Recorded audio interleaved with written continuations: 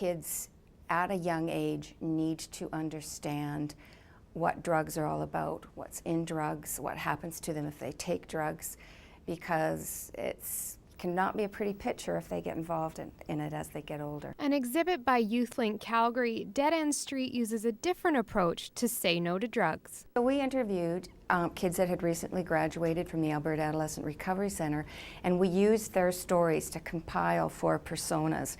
And kids come to the exhibit and they follow those stories of those personas through the exhibit so they can see what happened. The other thing that the exhibit does is we talk about what's contained in street drugs, because I think once kids look and see what something like brake thinner or rubbing alcohol, those sorts of things, when they realize those things are in drugs, I think that really has an impact, and that's really important.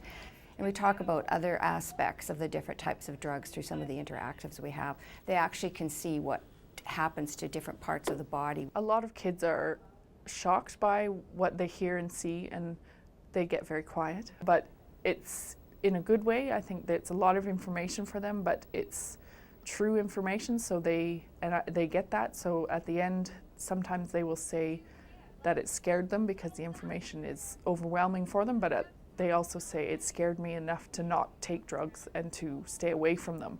And that's what we want. We don't want to scare them, we want them to understand it. I think what's really important is kids need the information. It's very clear when a lot of the kids go through here that this is new information to them, and they need to have that, because if you don't have the knowledge and you don't stop and think about how you'll handle a situation when that situation actually arises, then you're not prepared for it, and you can be really subject to peer pressure.